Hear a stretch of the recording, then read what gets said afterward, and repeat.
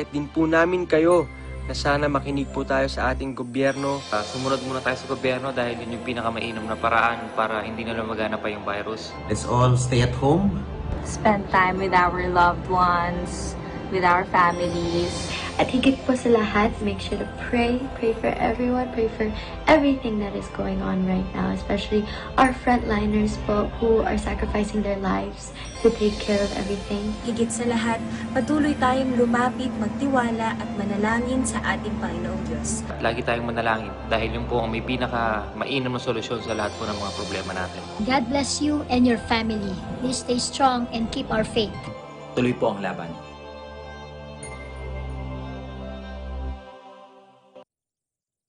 Hello, my name is Robin, and I'm 5 years old.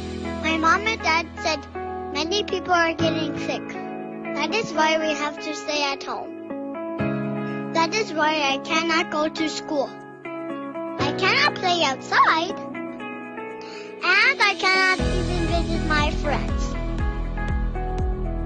We can only go outside if we visit the doctor, or if we need to buy some food. And when we get home, we have to wash our hands. While I'm at home, I do my homework, clean up my toys,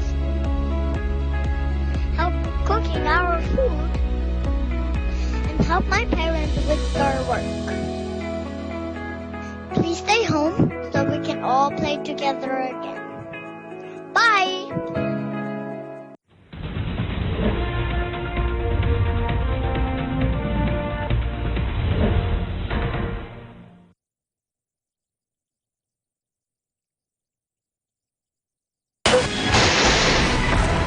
Na ang mga pangunahing balita sa loob at labas ng bansa. Tinagit at kinalap ng Agila News Team. Agila Balita.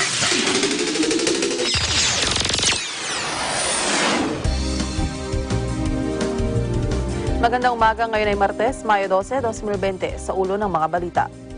Tropical Depression Ambo, posibleng lumakas pa at maging tropical cyclone. Ilang bahagi ng Mindanao magiging maulan. Coronavirus disease sa bansa lumampas na sa 11,000. Bilang ng recoveries pumalo na sa 1,999. Department of Health umaasang maaabot na ang 8,000 COVID-19 tests kada araw. Sa ating balitang abroad, 19 na katao ang patay habang 15 naman ang nasugatan ng aksidenteng tamaan ng missile ang isang Iranian warship sa isinasagawang military exercise sa Gulf of Oman. Ako ang inyong magiging tagapaghatid balita. Ako po si Maricar Velasco. Sa detalye ng mga balita, bahagyang lumakas ang Tropical Depression Ambo habang mabagal na kumikilos patungong kanlurang bahagi ng bansa. Sa weather bulletin ng Pag-asa, ang bagyong Ambo ay huling namataan sa layong 285 kilometers east-northeast ng Hinatuan, Surigao del Sur o sa layong 340 kilometers east ng Surigao City. Taglay pa rin ito ang lakas ng hangin na aabot sa 55 kilometers bawat oras malapit sa gitna at pagbugsong 70 kilometers bawat oras.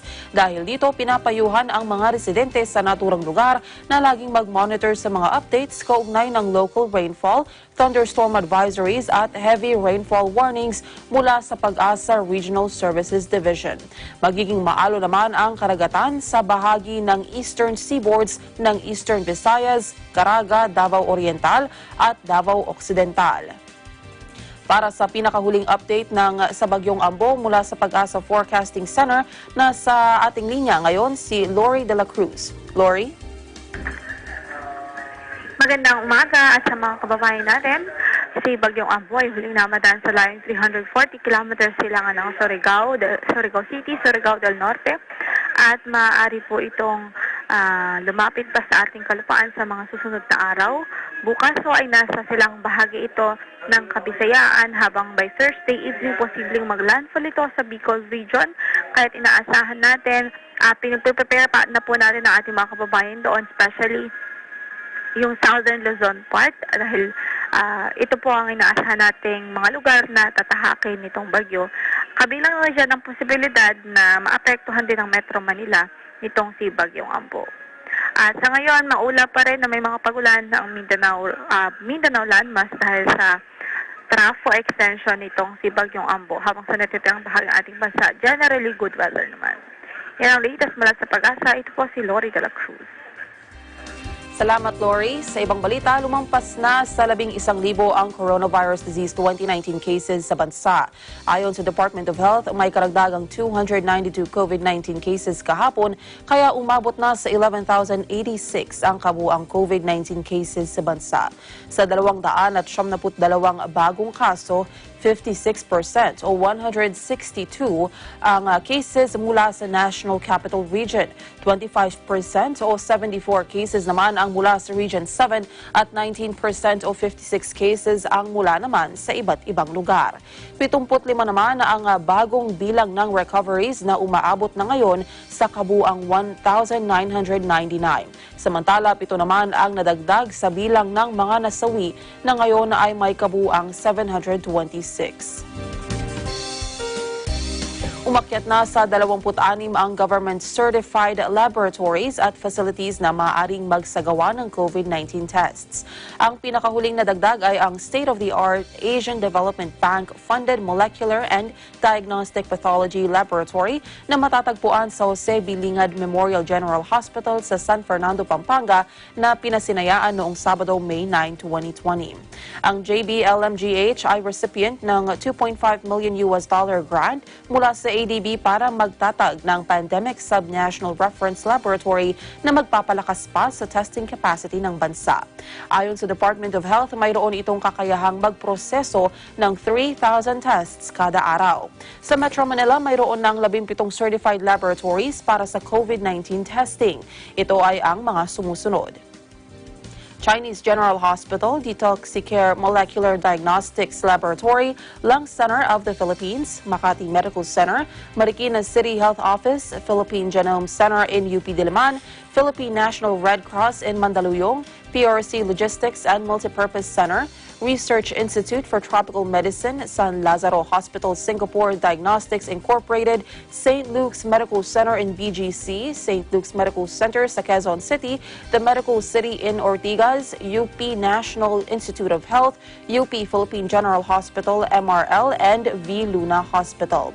Sa labas ng Metro Manila, mayroon namang 9 na certified laboratories. Ito naman ay ang mga sumusunod: Baguio General Hospital, De La Salle University in Cavite, Bicol Regional Diagnostic Laboratory, Western Visayas Medical Center, Vicente Soto Medical Center, Cebu TB Reference Laboratory, Eastern Visayas Regional Medical Center, Southern Philippines Medical Center, and the JB Lingad Memorial Hospital sa Pampanga. Samantala, Malacanang aminadong may banta ng second wave ng COVID-19 sa pagpapatupad ng GCQ sa ilang lugar sa Metro Manila. May report si Vic Sumintak. Hindi sinasantabi ng Malacanang ang posibilidad na magkaroon ng second wave ng COVID-19 kapag nagpatupad na ng General Community Quarantine o GCQ sa ilang lugar sa Metro Manila pagkatapos ng May 15. Sinabi ni Presidential Spokesman Secretary Harry Roque na kapag hindi sinunod ang mga health protocols o mga standard at guidelines na ipatutupad sa mga lugar na nasa GCQ ay magkakaroon ng problema. Ayon kay Roque, ang susi para makontrol na ang pagkalat ng COVID-19 sa mga lugar ng GCQ ay mahigpit na pagsunod sa mga minimum health standard under new normal condition tulad ng social distancing, pagsusot ng face mask at proper sanitation. Uulit-ulitin ko po at the point of being redundant, habang walang bakuna, habang walang gamot, kinakailangan social distancing. At saka kung po pwede pa rin, kung hindi kinakailangan lumabas ng bahay, huwag na munang lumabas ng bahay. Kaya nga po yung mga guidelines natin for malls, for instance, hindi po pwedeng mag-malling. Kaya 26 degrees po ang temperatura dyan nang wala pong tumatambay. No? Pero kapag wala po talagang disiplina, well, we can only embark on a dissemination campaign on the value of social distancing. Pero kung wala po talagang kooperasyon, naku, marami pong magkakasakit sa atin. So sa mga darating na panahon, pagpaumanhin nyo po. Pero mananakot ako Ilalabas ko po talaga kung ilan lang ang kapasidad natin at ilalabas ko yung mga models na magpapakita na kapag hindi nag-social distancing kung ilan ang makakasakit sa atin. Magalit na po kayo pero ilalabas ko po ang katotohanan. Kaya kinakailangan disiplinahin natin ating mga sarili. Inihayag ni Roque, titimbangin mabuti ni Pangulong Rodrigo Duterte ang mga rekomendasyon ng mga eksperto bago maglabas ng desisyon kung magpapatupad na ng GCQ sa ilang lugar sa Metro Manila. Niliwanag ni Roque, binabalansin ng gobyernong epekto ng patuloy na pagpapatupad ng Enhanced Community Quarantine o ECQ sa ekonomiya ng bansa at kalusugan ng mga mamamayan na apektado ng COVID-19. Para sa Eagle News, Vic Somintak, we live in interesting times. Human trials para sa COVID-19 vaccine inumpisahan na. Pondo para sa pagbili ng bakuna ipinahahanda na sa gobyerno ng isang kongresista. May report si Eden Santos. Nanawagan si Deputy Majority Leader at Bagong Henerasyon Party List Representative Bernadette Herrera D sa pamahalaan na paghandaan ng pagbili ng bakuna kontra COVID-19. Ayon sa kongresista, maigting na ginagawang pandaigdigang pagtutulungan para makalikha ng mga bakunang papatay sa coronavirus. Anya, dapat ngayon pa lang ay mag-earmark ng gobyerno ng pondo para sa pagbili ng bakuna dahil ang bawat oras ay mahalaga at anumang delay ay maaaring may magbuwis ng buhay. Una rito, inanunsyo ng ilang higanting pharmaceutical and research companies na nagsimula na sila sa human trials ng dinidevelop nilang bakuna kontra COVID-19. Kung magtatagumpay umano ang mga eksperto, posibleng maging available ng bakuna bago matapos ang taong ito. Para sa Eagle News, Eden Santos, we live in interesting times. Airline industry maaring malugi ng $4.5 billion dahil sa COVID-19 pandemic. Libu-libong empleyado ng airline companies posible umunong mawalan ng trabaho.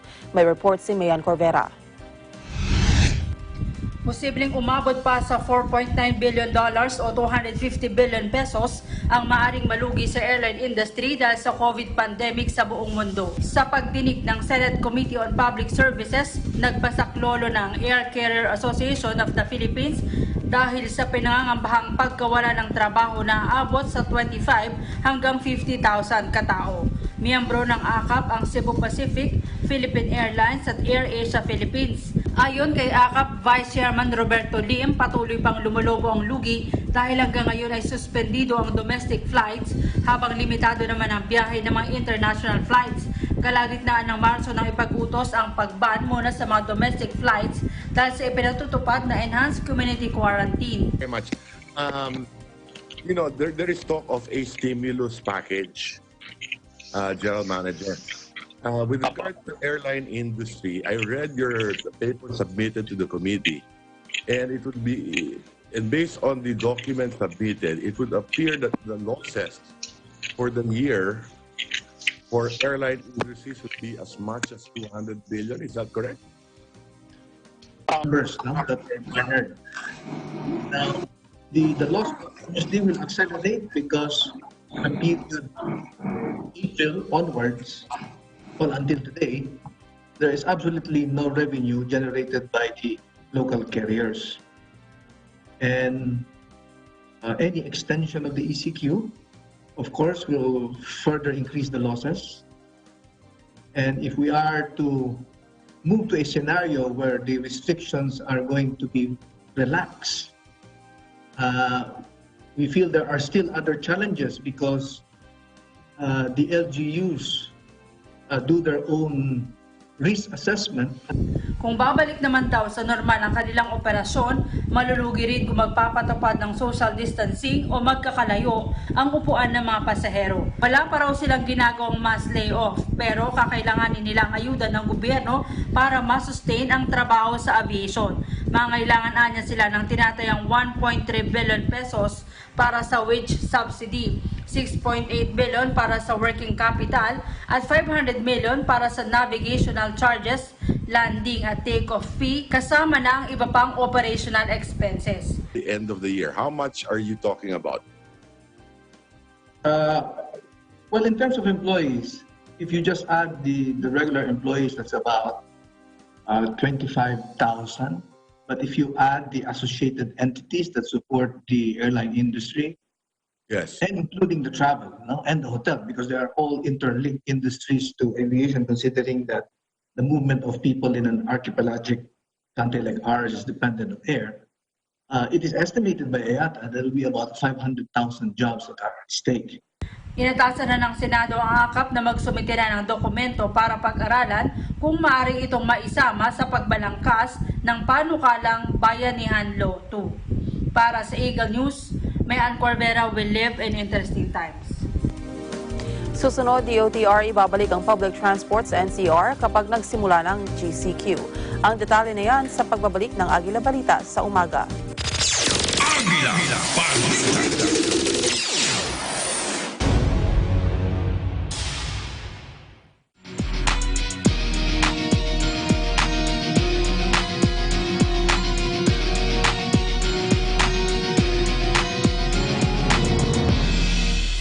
This program is presented by SMC Infrastructure, building a better world. Sanmig Sugar-Free White Coffee, puno ng white coffee taste without the sugar, kaya lower calories. Try mo na, Sanmig Sugar-Free White Coffee. Sarap ng white coffee, now sugar-free. Vet-approved Nutri-Chunks, the only premium dog food with active boost for optimum energy and prebiotics that help strengthen immunity. Just like Catherine Bernardo, gawing listo ganado ang fur babies nyo. Listo ganado sa Nutri-Chunks. Co-presented by Kubert, expert in air conditioning and electromechanical. Also engaged in structural, electrical, fire protection, plumbing, and sanitary services. Kubert, your ultimate MEPS and air conditioning solutions. Vita Herbs Philippines Green Coffee, masarap, mabango, at healthy pa. Canrib Corporation, your ventilation and air conditioning specialist. New San Jose Builders Incorporated. Unlad Incorporated International, fight against global poverty. In participation with Rain or Shine Elastomeric Waterproofing Paint. Color for protection for your home. Matimco. Matimco is wood. Wood is Matimco. R Square Variables Incorporated, your trusted UPS supplier and UPS maintenance provider in Luzon, Visayas, and Mindanao. CompuZell Computer Services, ID card and lanyard manufacturer. Saisho International Trading Corporation. DN Steel. EMAC UPVC Roof Corporation.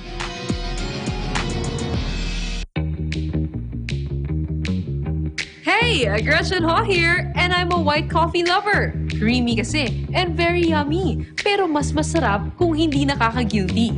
Check my new discovery, Sanmig Sugar-Free White Coffee. Puno ng white coffee taste without the sugar, kaya lower calories. Try mo na!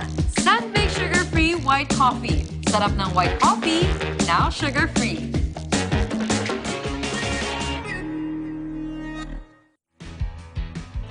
The successful development of TPLEX, or Tarlac Pangasinan La Union Expressway in 2009, a 4-lane toll road that extends from Tarlac City to Rosario La Union, with an additional approved extension of 56 kilometers all the way to San Juan La Union.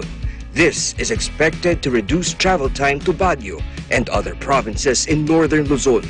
Realizing the vision of creating a better world for Filipinos fueled the team's focus.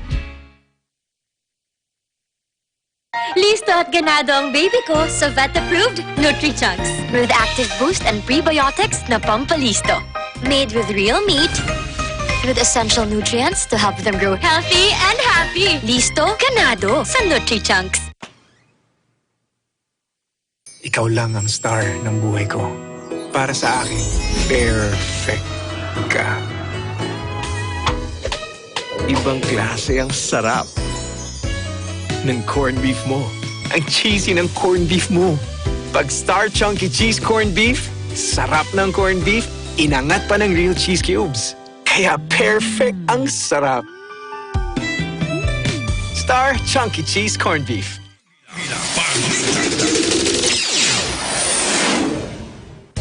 DOTR handa ng alisin ng ban sa public transport sa Metro Manila sa pagsisimula ng General Community Quarantine. May report si Eden Santos. Kinumpirma ng Department of Transportation na tatanggalin ang ban sa lahat ng pampublikong sasakyan sa oras na ipatupad ang General Community Quarantine sa Metro Manila. Sa isinagawang virtual hearing ng House Committee on Transportation na pinamumunuan ni Sama Representative Edgar Mary Sarmiento ay sinabi ng DOTR na kapag epektibo na ang GCQ ay aalisin na ang ban sa public transport. Nasa 29 naman mula sa 76 na ruta ng mga bus sa Kamaynilaan ang inaprobahan ng DOTR na bigyan ng special franchise kabilang na ang mga bumibiyahe sa EDSA. Sinabi naman sa komite ni LTFRB Chairman Martin Delgran na sa patnubay ni DOTR Secretary Arthur Tugade ay ipatutupad ang bagong bus route system sa Metro Manila sa paglipat nito sa GCQ mula sa umiiral na enhanced community quarantine at kahit natapos na ang COVID-19 pandemic. Suportado ng kongresista ang nasabing hakbang ng ahensya dahil katulad ito ng centralized and synchronized bus dispatch system na kanyang isinusulong para maresolbang matinding problema ng trapiko sa Metro Manila. Gate ni Sarmiento, ito na ang tamang panahon para ireforma ang land sector, subalit kailangan itong naplanong mabuti at maayos na maisakatuparan. Anyang mahalaga ay may masasakyan ang mga tao sa pagsisimula ng GCQ. Para sa Eagle News, Eden Santos, we live in interesting times. Aabot sa 183 na barangay officials ang iniimbestigahan ngayon ng Philippine National Police dahil sa umunoy korupsyon sa pamamahagi ng cash aid sa ilalim ng Social Amelioration Program ng DSWD. Ayon kay DILG Secretary Eduardo Año, sinimulan na ng PNP Criminal Investigation and Detection Group ang investigasyon sa naturang mga opisyal para sa posibleng kaso ng graft and corruption. Ayon kay Anyo, mula nang ianunsyo ng Pangulo ang 30,000 pesos na pabuya sa mga nakapagsumbong ng kumpirmadong kaso ng katiwalian, dumagsa ang report na nakarating sa kanila. Sa harap nito, tumanggi muna ang DILG na ilabas ang pangalan ng 183 barangay officials dahil nagpapatuloy pa ang investigasyon. Nagbabala naman ang kalihim na sa iba pang barangay officials na nagbabalak na kupitin ang ayuda sa kanilang mga constituents na tiniyak o tiyak nakakasuhan nila ang mga ito.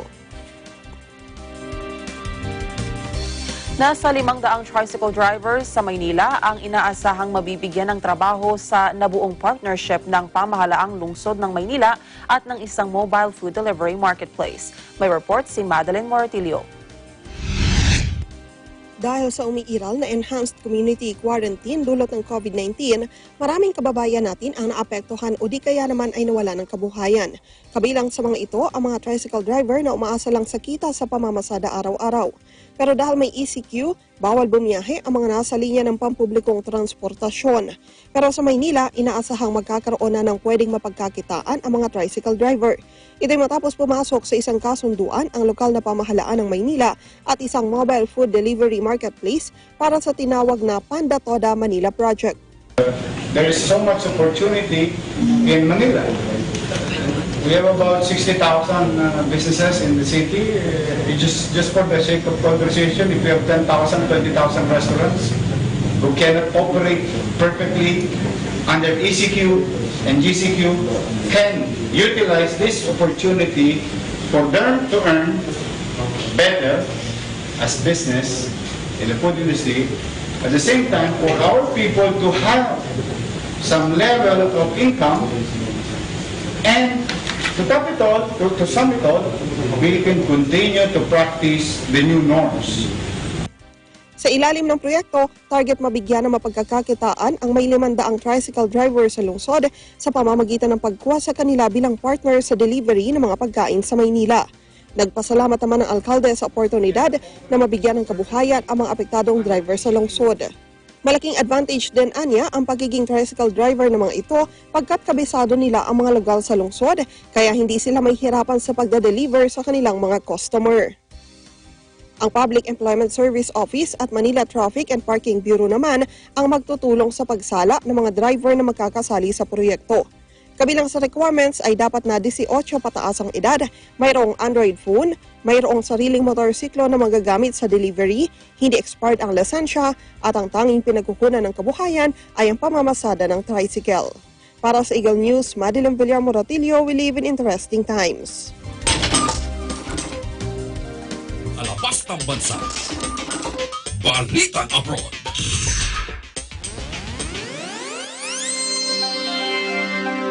Labing-siyam na katawang patay habang 15 naman ang nasugatan ng aksidenteng tamaan ng missile ang isang Iranian warship sa isinasagawang military exercise sa Gulf of Oman. Ayon sa Iranian Army, nagsasagawa ng military exercise ang ilang Navy vessels sa Jask at Chabahar waters ng aksidenteng matamaan ng friendly fire ang Konarak Light Support Vessel. Nagmula umano ang friendly fire sa Moj-class frigate Jamaran ng aksidenteng magpakawala ng missile habang nagsasagawa ng live firing exercise sa Jask area ng Persian Gulf. Ang 15 nasugatan ay ginagamot sa mga ospital sa Sistan at Baluchistan. Ayon sa ISNA, 2 sa mga sailors ang nasa intensive care unit. Hinila na pabalik ng Pampang ang nasabing vessel na nasangkot sa aksidente. 22 ang nasugatan ng masunog ang isang crude oil tanker sa Indonesia. Ayon sa Indonesian Police, 2 pagsabog ang narinig bago sumiklab ang apoy sa 250-meter na tanker habang nakadaong sa Belawan Port sa North Sumatra. Agad namang nakaresponde ang mga firefighters at inapula ang sunog sa Longjag Lila tanker. 22 sailors ang nasugatan na isinugod sa ospital. Sinabi ng local police chief na iniimbestigahan pa ang dahilan ng pagsabog at naganap na sunog. Nagdulot din ng pinsala sa mga bahay malapit sa pantalan ang pagkasunog ng tanker. At yan ang naging kabuuan ng ating may init na balita. Sa pangalan ng ating mga kaagapay sa Eagle News Service, ako po si Maricar Velasco and we live in interesting times. Susunod na ang programang Saganang Mamamayan kasama sina Congressman Dante Marcoleta at Jenso Borjaga. Sumayin niyo ang mga balitang kinarap, maingat na isinulat at inihanap.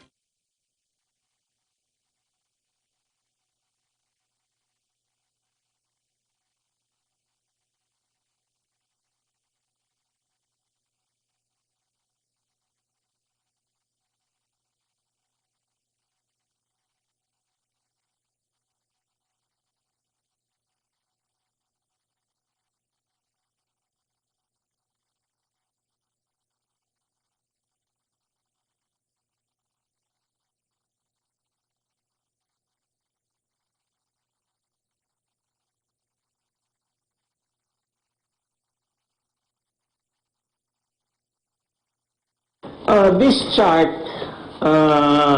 came out about 2 weeks ago, and The Economist ranks the Philippines number 6 out of 66. So we are in the top 10% in the world in economic resiliency. So we are also the best in Southeast Asia in terms of financial strength. The assessment shows that the country continues to enjoy the confidence of the international community, which go a long way in boosting our recovery efforts. The President's conservative economic policies and pursuit of economic reforms, such as tax reform, have kept the country's financial position strong because we have strengthened our revenue flows from trade. Followed by the sin tax adjustments, we have been able to slowly bring down our debt to 39.6% of GDP. This used to be 70%, so we are less than 40% already. This approach of saving for rainy day has given us ample fiscal space to borrow money for programs to defeat the COVID-19 and revive the economy. We achieved a credit rating of BBB+, the highest in our country's history, which signals that the world thinks that we are a very worthy borrower. The credibility allows us to borrow more cheaply and from a broader range of sources. Rice tariffication has also continued to keep inflation low and stable. Inflation in April further eased to 2.2%, well within the low end of our target of 2 to 4%.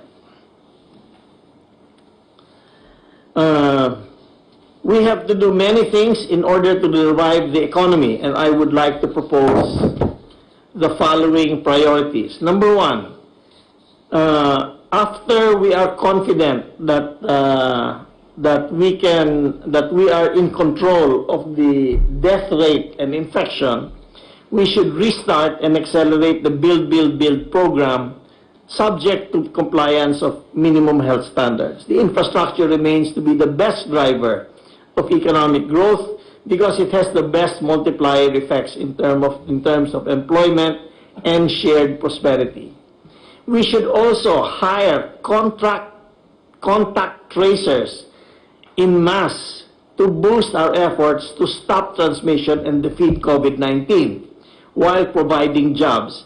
You know, we lost about 1.2, 1.5 million jobs. They're temporarily lost, but, you know, if we hire these guys to do contact tracing, which we are having a very hard time, right, doing the contact tracing, I think we can provide good jobs to people because sometimes it takes one contact tracer one whole day to do contact tracing for one case. So we need to hire enough contact tracers to match the numbers we expect that will come with more testing. To attract investors who want to relocate from other countries and in search of resilient, high-growth potential economies like the Philippines, this will involve the urgent passage of CITIRA or Package 2 of the Comprehensive Tax Reform Program, which we now propose to include flexible tax and non-tax incentives so we can target specific companies that we want to invest here. The bill has been with the Senate for a few months. We would like to ask for your support so that Congress can pass this before June 3. Number 4, we have to stimulate the consumer demand. We must promote manufacturing of products that have strong and inelastic demand, such as those as food production. Inelastic demand means that you will buy it regardless of what your income is or what the price of the good is. And that is food, number 1. You have to eat food. So we must push food production and food logistics. We must be able to get the food here cheap. We must be able to store the food so that the fresh food, so it will last. We would also like to support the whole value chain for the food products, including food markets for efficient distribution, similar to fruit and vegetable markets established many years ago in Japan. The Duterte administration's economic team and our legislators are finalizing an economic recovery program that will help us combat the pandemic and provide industries, especially micro, small, and medium enterprises, the assistance they need to get back on their feet and our fellow Filipinos back to work. So, Mr. President, our real problem is that the people are not buying things. So we must, because their incomes have gone down, so we must provide them the means of buying things. Because if they don't buy things, it's useless to help the companies. So we have to stimulate demand, and that's to build, and push food production. Thank you, Sunny. Now, I'd like to hear from the DOH. You have something to say here? Yes, sir, but I understand that the presentation of Secretary Galvez, the chief implementer, on the proposed general concept on for ECQ transition, and then my presentation comes next. General Galvez then.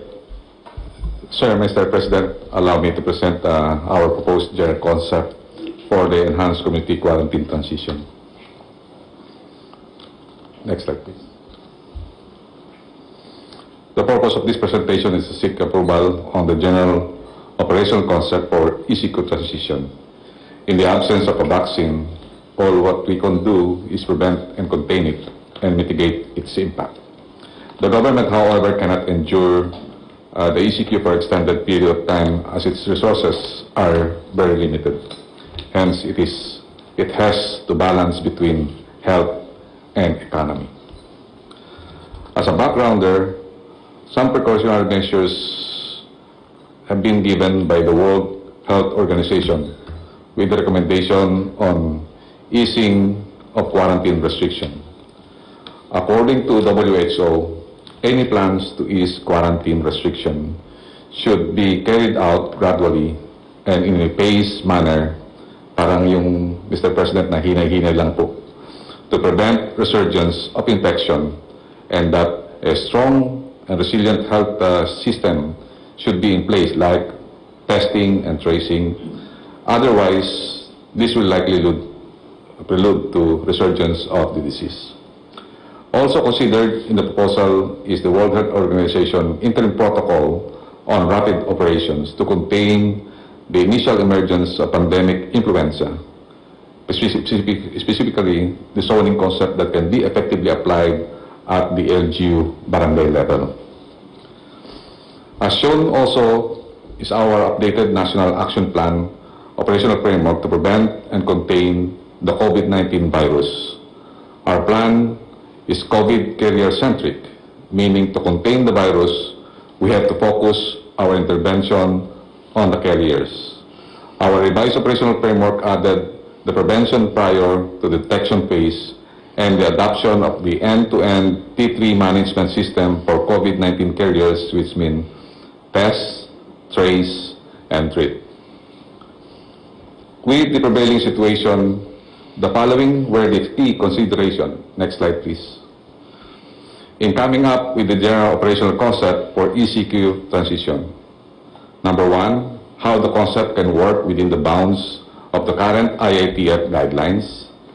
Number two, how can we implement the DOH strategy that is national government enabled, local government led, and people-centered COVID-19 response.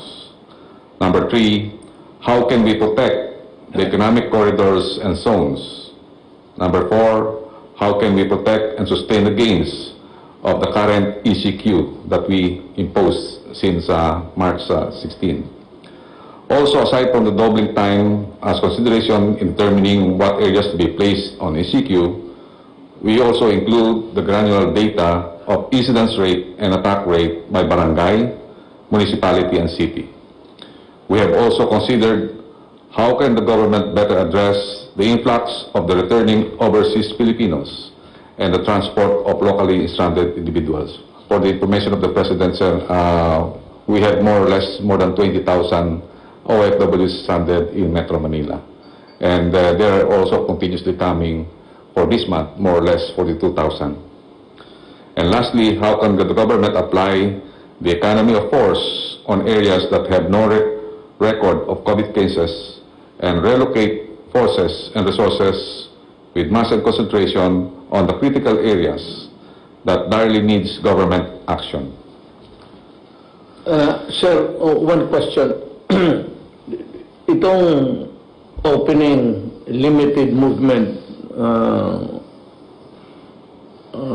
which we allow the public to maybe enjoy the freedom of movement. Kailangan ho natin itong maintindihan ng lahat.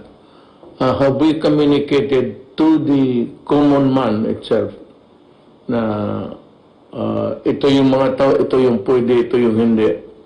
Or would you rather that the presidential spokesman would do it or that?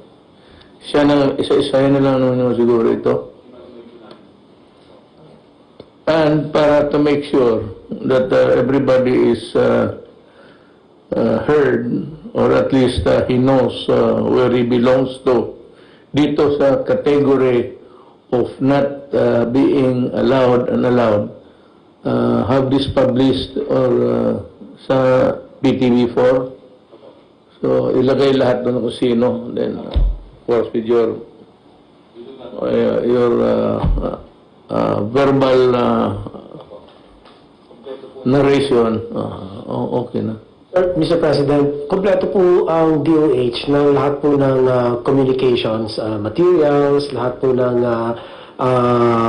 mga advisories, And the chairman of the National Task Force Task Group on Strategic Communications is none other than your spokesperson, si Secretary Harry Roque. So we will make sure that all of these materials are submitted to him for cascading to the general public. Yes, it's very important that the common tao, the man himself who is concerned with about his livelihood, must understand that he is at present not allowed. At yung iba, allowed. So it must appear to him very clear that ito sila, he belongs to this category, and why he is allowed to work. At ito namang mga why they cannot be allowed to mix again with the outside world. Mga kababayan, magandang gabi sa inyo lahat. Napag-usapan ho dito lahat kung ano ang gawin. Now, these things are not really very clear to you because it was brought up in a matter of discussion. Out of a discussion, things were decided. So, although nakasulat na, it was put on the table to be decided upon. But most of the recommendations by the top guns of itong inatasan natin, General Galvez, General Anyo, si DOH, si Defense Secretary Lorenzana, Sani, at makita naman ninyo, kung makinig kayong mabuti, dahan-dahan, then you'd understand. But anyway, yung hindi ninyo naintindihan, yung mga taong pwedeng lumabas at pwedeng hindi lumabas, hanggang dyan na muna kayo, were enumerated in our papers which we cannot distribute to all of you, so that it behooves upon the Secretary of Justice, Secretary of the spokesman, Secretary Roque, to make it clear for you. Ang blackboard niya is PTB4. He will be using that government facility to convey the message of what has been decided tonight. Now, I hope that you are all safe at wala namang pinsala sa buhay ninyo. I pray and I greet all the mothers belatedly, though Happy Mother's Day, at yung mga nanay na nawalaan ng mga anak fighting COVID, doing the highest, the noble endeavor that one can do in this world is to serve your fellow men. You have our kind thoughts and prayers. At saka masabi ko sa inyo na you know, you live and die in this world, that's for sure. But to have been given the chance to serve your fellow men before going to the universal sky is something which you should be proud of. Lahat naman namamatay. Pero kung ginawa nila, it's something, yun ang bao nila sa kanilang universal identity, that they did something for their fellow men. Anyway, also I remember my mother, Soledad. She was a very good mother to me. Look what happened. Naging presidente tuloy ako. Nawala yung disiplina niya sa akin. My God, kung paluhurin ako noon sa altar.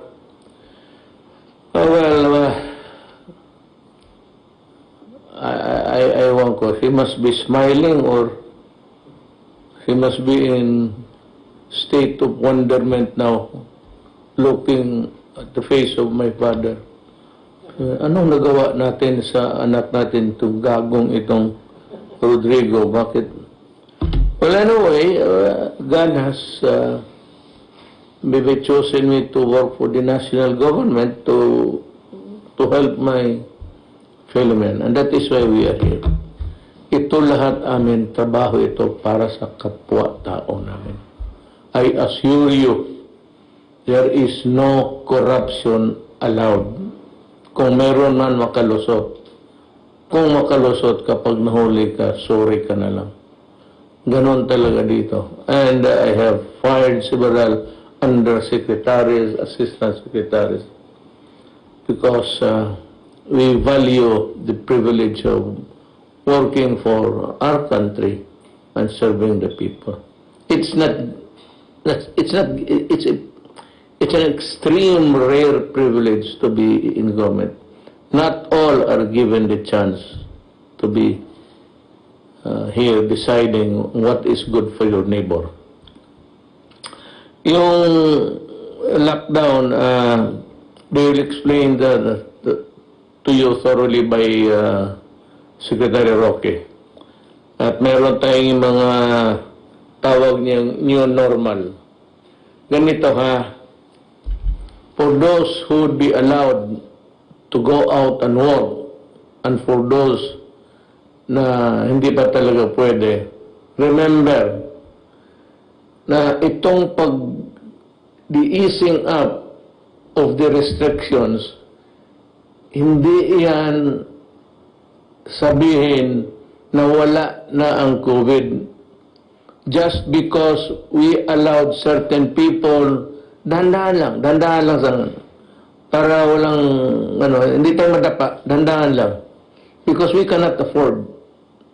We cannot afford a second or third wave na mangyari. Ito yung mabagong mahawa na naman at rarami na naman dahil nga sa meron tayong rules na hindi sinunod. So, kindly, one is that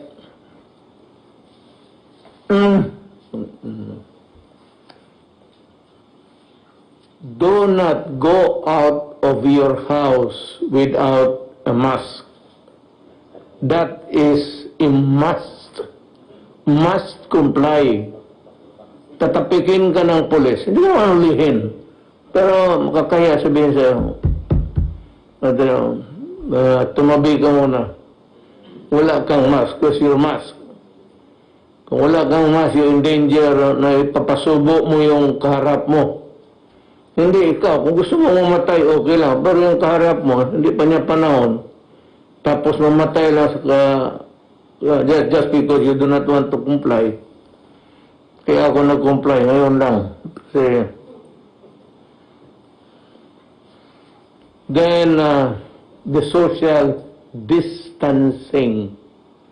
Ito yung new life. Until such time na meron ng vaccine. Meron mga medisina but not vaccine. So, gano'n yun. So, hindi lang ninyo yan importante masyado. Whether you are really allowed to go out or not, if you are out, wear a mask. It is a must also. Kailangan. Ha? Ngayon, kung wala ka naman talagang gawin, COVID is very lethal. Huwag ka talagang magsugal dyan sa COVID kasi pag tinamaan ka, it can go either way. Punta ka sa punerarya o matulog ka sa bahay ninyo. Matulog ka sa punerarya, hindi ka nagigising. Kunin ka na doon para sunugin. At sa gawa ng punerarya ngayon, pag namatay ka, COVID, because the whole of your body is already crawling with the germs, diretso ka sa hindi ka malang mayakap ng Mga anak mo, asawa mo, hindi mo mayakap. Kasi hindi ka na mayakapin kasi nung yun naman magka-COVID. So yan ang masakit dyan. Kayo, but take it from your sa binigyan ninyo ng trabaho dito sa national government. Kumbaga ako yung huwag na lang yung parang mayor na lang kasi parang ano lang tayo, city council. You just address me as mayor, mas komportable ako. Yung mayor na mismo nagsasabi na sa inyo na gawin ninyo to kasi makatulong ito para sa atin. Huwag mong gawin yan kasi haharutin mo ang mga kapwa mo tao na hindi pa nila panahon. May mga lugar na will remain sa lockdown, may contagion, maraming rate of infection, may magpasok ng gano'n tapos tignan nila ng mga doktor, mga health authority, tignan nila ang rate of hawa. Gaano kabilis ang hawa? Yan. Pag malaki yan, sarado yan. At gagamutin kayo. Or you go to the hospital. Bantayan ninyo kasi ang hospital, kasi ang kama na dalhin ninyo, 5 na ang patay doon. Ikaw yung pang-anim kung hindi ka talaga magsunod ng batas. At totoo lang,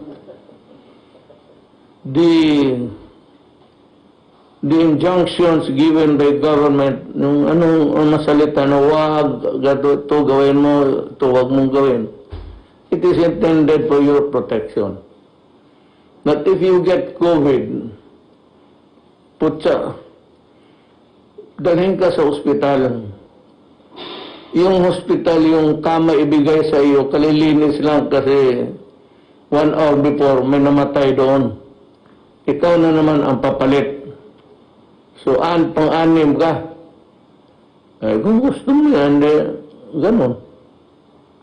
Hindi ko kayo tinatakot. Sabihin yan ang mangyari sa inyo pag hindi kayo sumunod. Mga precautionary measures. Yan. Simple man lang ang hinihingi ng gobyerno. Kung wala ka mang negosyo, lalo na yung mga anak ninyo, walang klase, hindi pa ako nag-announce ng I do not believe in that sa June. You have to decide by yung task force. It cannot be.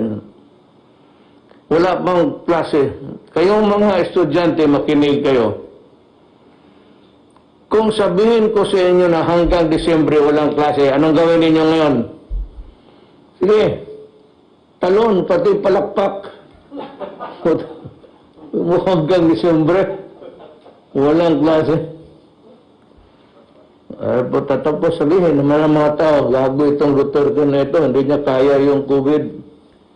Umalis ka na dyan. Again, Secretary Doki will also go on air together with Secretary Roque. Doki Roque. Yeah, baka magkamali ka. Doki is Roque is the okay, pero okay. Kasi kung alam mo bakit ganun sila? Kasi lahat ng mga tanong mga mga bright yan. Yan talaga ang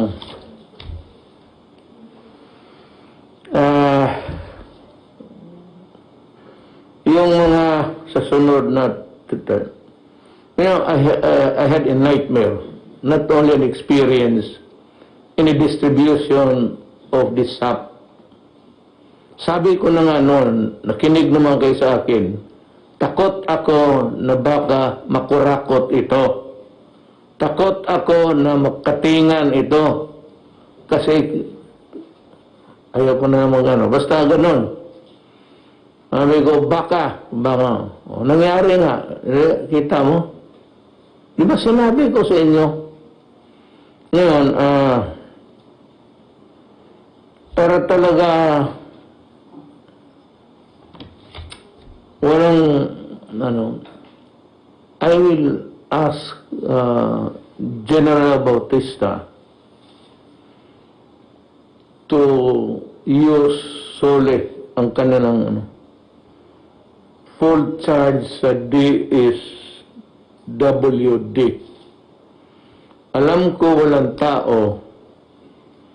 Ang order ko sa kanya, kanina nung nag-meeting kami, na he will request na kapwa niya sundalo noon, retired na, that's why he's with the cabinet, na magpatulong siya sa armed forces pag-distribute ng pera. I have nothing against male sa mga lalaki.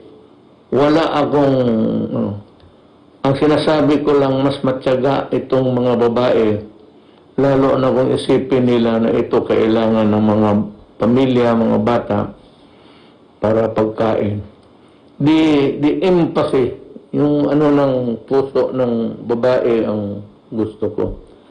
Kaya, sa mga babae na membro, maybe you will be commissioned to do that.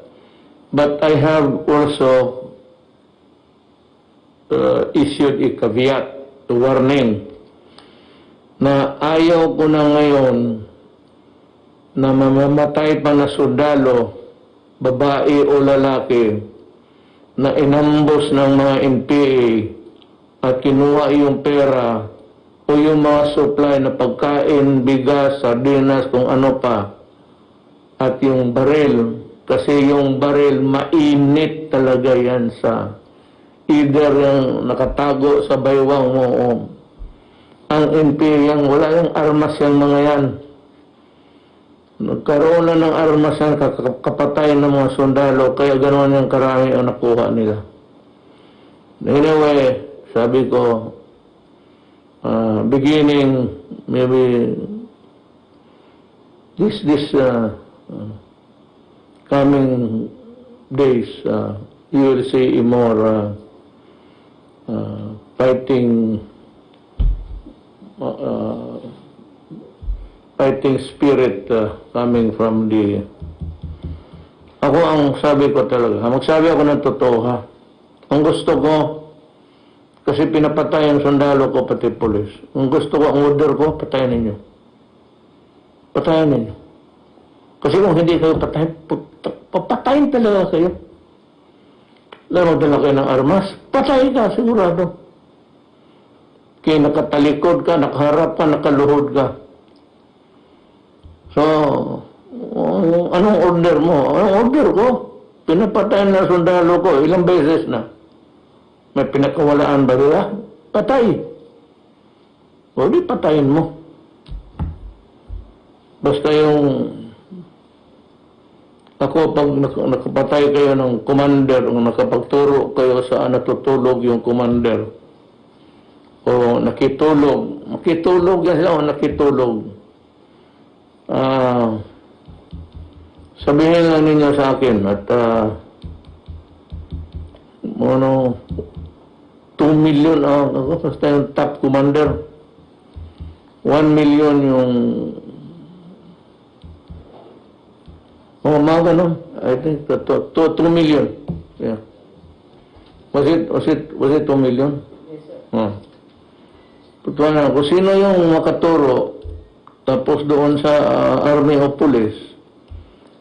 So, pag ikaw nagturo, natuhuli yung commander na mabigat, may hati ka dyan sa pera. Pero alisin kita sa lugar mo. Kung taga-Abra ka, ihatid kita sa Mindanao, doon sa mga Ilocano. Bigyan kita lupa, doon ka na lang kasi kung hindi, papatayan ka talaga eh. Kung Ilonggo ka,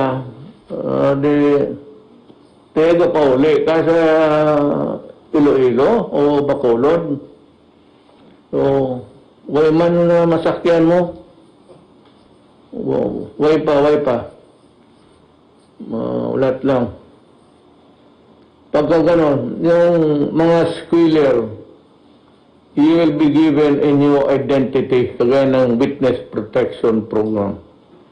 It need not be under the Witness Protection Program, but I order that you be treated as a witness, taken as a Witness Protection Program.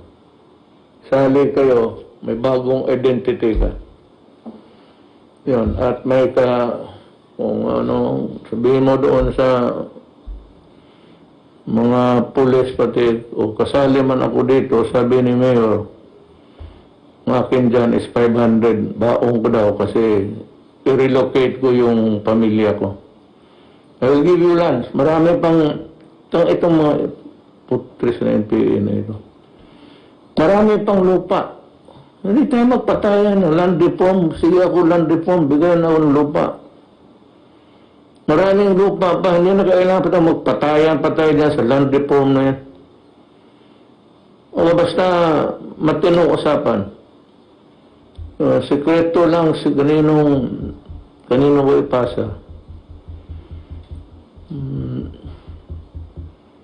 Sa governor o sa mayor, pero wag mo sabihin. Sa military mo lang sabihin, kaya baka yung gobernador na yan, NPA rin.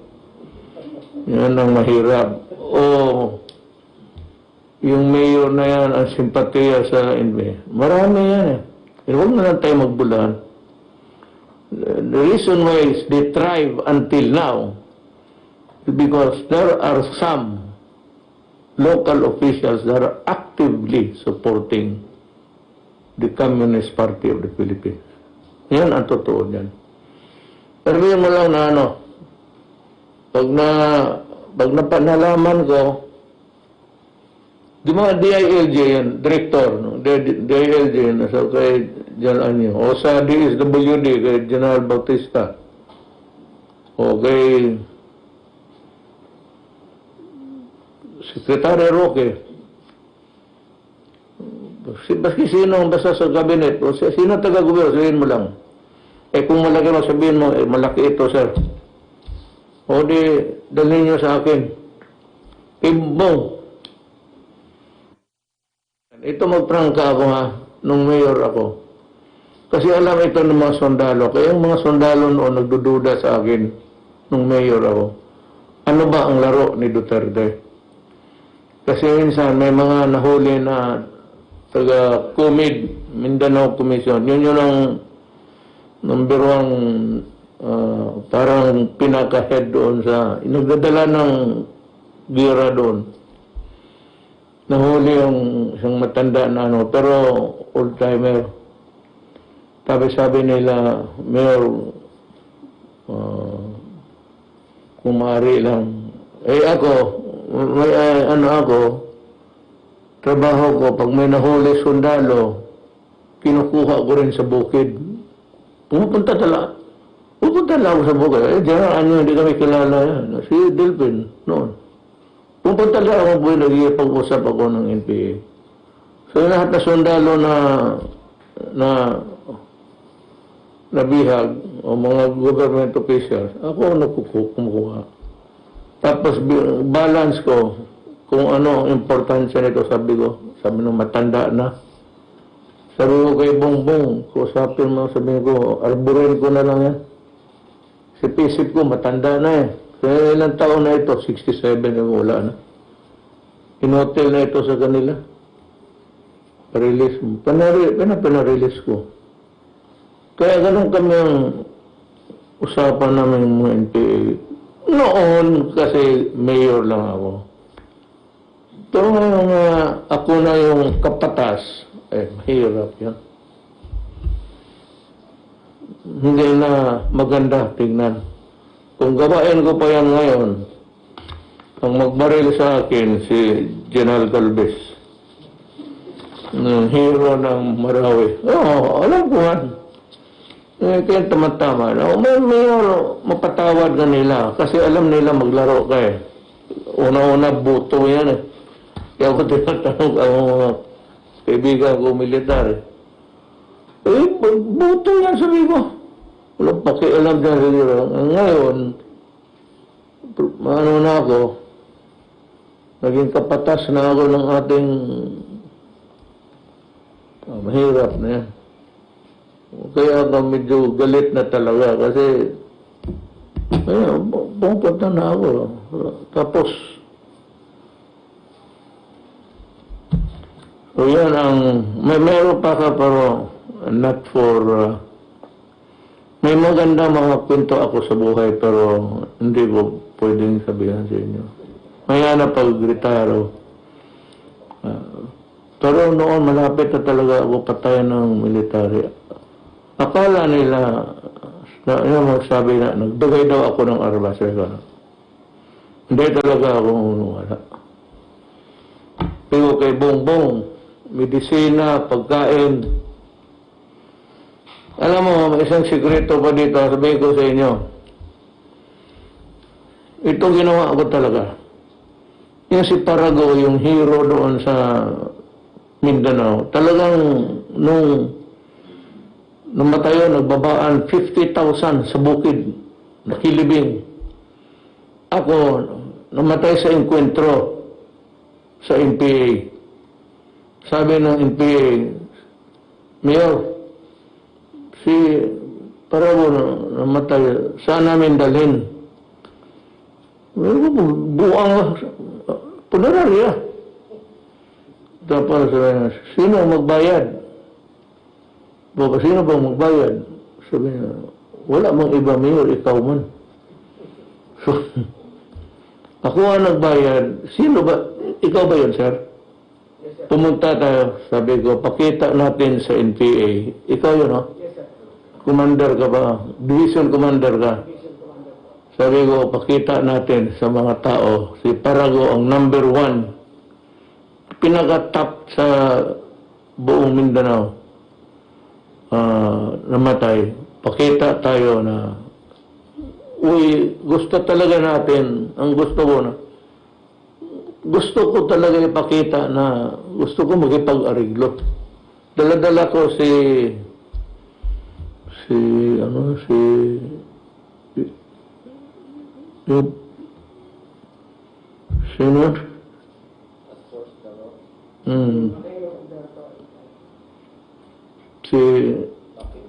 Si Maki. Alberto, pati si John, sabi ko, sumama kayo sa amin. Medyo na pa sila, ha? Pero hindi. Rin lang na dito, tutugiran na ito, magkaubusan tayo. Pinuntahan ko na rin yan. Nagpag-ano kami sa biyuda. Tapos nung nalibing, sama rin ako. Upo rin ako doon sa seremonya ng nagkinig ng itong gobyerno ito, hindi nakita po tao, Mayor, pagka walang hiya talaga mga gago. Pero ganun yung istorya ko. Marami yan, pero wag na yung iba kay may mga Amazona, hindi na masyadong maganda ang kwento. Pero well, I respect their decision in life to die for their principle. Kami dito, also, like you, we are at disposal of our destiny. Handa rin kami mamatay para sa bayan. Yan lang. Kayo, hindi man kayo kailangan mamatay. Sundin mo lang ang patakaran ng gobyerno at mabuhay kayo. Sabi ko nga, kung ayaw ninyong maniwala, ang inayang kama dyan sa ospital, nahigaan mo, 10 na ang COVID victims dyan na namatay. Pag namatay ka pa, punta ka ng punerarya, wala pang bakante na kwarto sa funeral parlor kasi maraming patay sa COVID. Yan ang tandaan ninyo. Maraming salamat po. Nagpapasalamat po ang ating Presidente at ang buong sambayan ng Pilipino sa mga sumusunod dahil sa kanilang mga tulong sa ating bayan sa panahon ng COVID-19.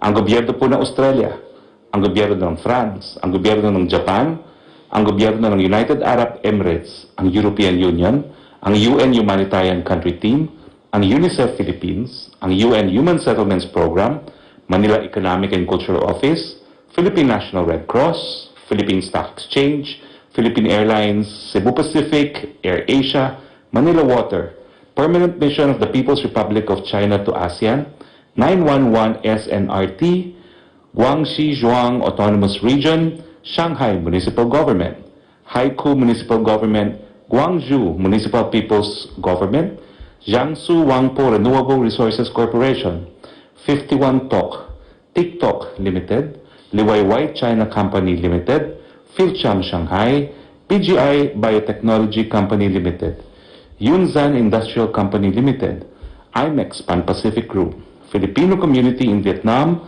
Libyan Iron and Steel Company, Himlayang Filipino, Treat.com Group, Diageo Philippines, Cebuana Lulier Foundation Inc., Sandoz Philippines Novartis, Baxter Healthcare, Fujian Chinese Association, Chinese Communications Construction Company, the Philippine Military Academy Alumni Association Inc., government officials, PNP and AFP members who donated their salaries, and other private donors. Maraming salamat po sa ngalan ni Presidente.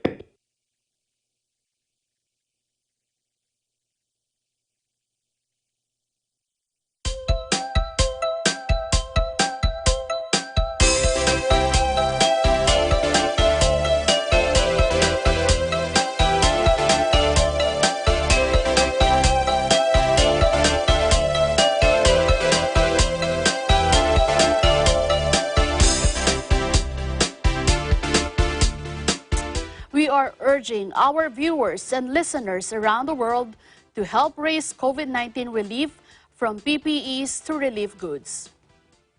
The primary beneficiary of the proceeds will go to the FYM Medical Foundation that also supports the New Era General Hospital, which maintains a biocontainment facility also intended for COVID-19 patients.